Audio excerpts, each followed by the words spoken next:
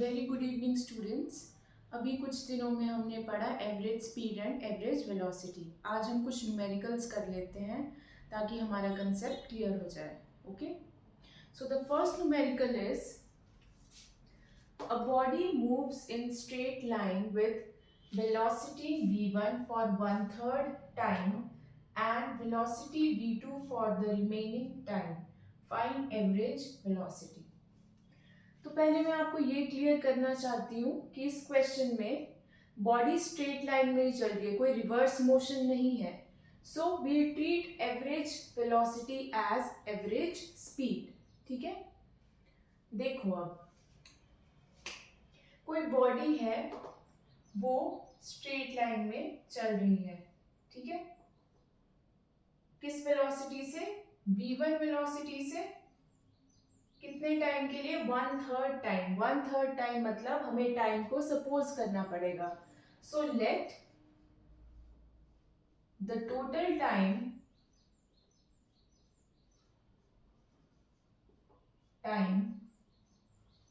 taken by the body be equal to capital T. What? Units नहीं भूलने हैं, सो seconds. ठीक है, सो 1/3 टाइम के लिए वो एक स्ट्रेट लाइन में चल रही है वेलोसिटी v1 से। So we can right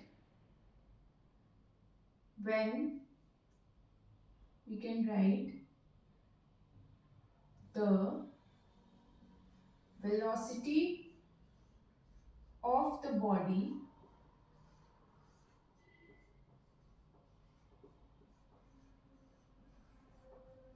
for time t/3 is equal to v1 is equal to v1। क्या? लेट इट बी मीटर पर सेकेंड। ठीक है, या यूनिट्स, कुछ भी लिखो। अगर नहीं दिया है तो you can also write as t units and this also as v1 units. ठीक, अब आगे क्या लिखा है? And velocity v2 for the remaining time. पहले मुझे ये बताओ, t में से अगर t/3 टाइम v1 वेलोसिटी से चल रही है कोई बॉडी, तो बचा कितना time? Remaining time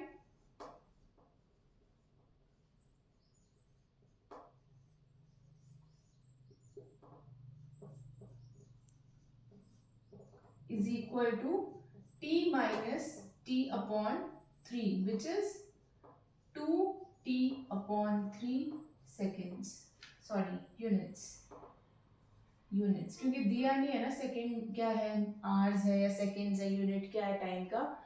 so we write 2t/3 units. ठीक है, now according to question again क्या लिखा है?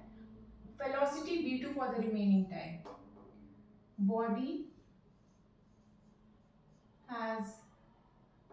has velocity v2 for 2t/3 time. क्या इतना क्लियर हुआ? Kindly note it down, please इसे नोट डाउन करो ताकि मैं बोर्ड रब कर सकूं। तो मैं एक बार एक्सप्लेन कर देती हूँ।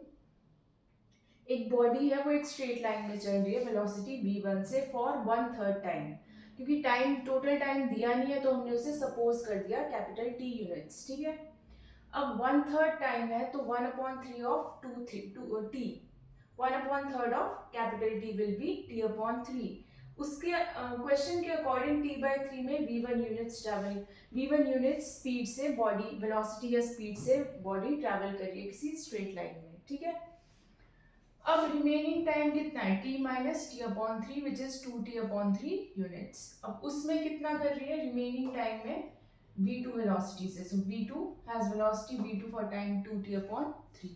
ठीक है, कोई मुझे बता सकता है स्ट्रेट लाइन मोशन को फिजिक्स में क्या कहते हैं? कमेंट करो। ठीक है, स्ट्रेट लाइन मोशन को फिजिक्स में क्या बोलते हैं? लीनियर होता है या क्या होता है? ठीक है, विच मोशन? Please comment. Now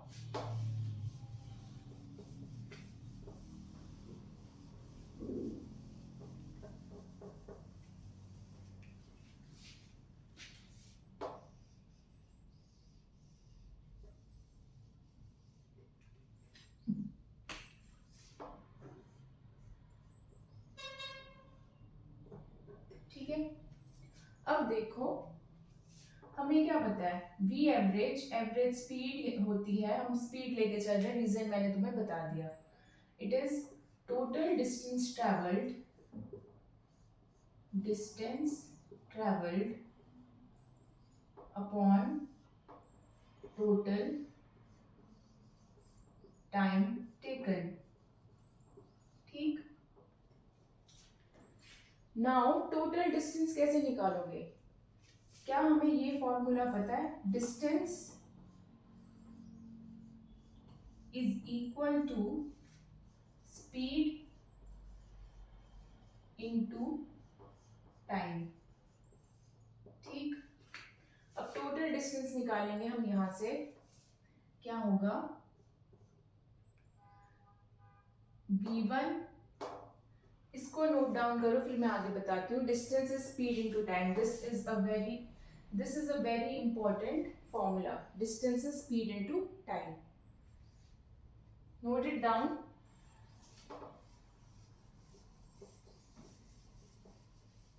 अब देखो, distance, total distance v average will be d1 plus d2 upon t1 plus t2, ये हमने पिछली वीडियोस में किया था, आप वो देख लें। ठीक है, नाउ d1 क्या होगा यहाँ पे, distance is speed into time, so it will be v1 into time, that is t upon 3. Distance d2 is v2 into time, 2t upon 3, and t1 plus t2 is nothing but capital T, capital T। ठीक, सो हमारे पास ये सारी values है, इसको इसमें डालो, इसमें डालो, इस इक्वेशन में, v एवरेज की इक्वेशन में। सो हमें v एवरेज क्या मिलेगा,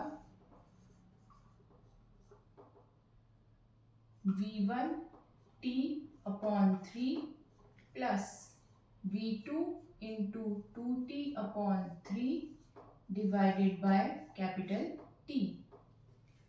ठीक, this implies v average is equal to t, numerator और डिनोमिनेटर दोनों से कॉमन आ जाएगा और कैंसिल आउट हो जाएगा।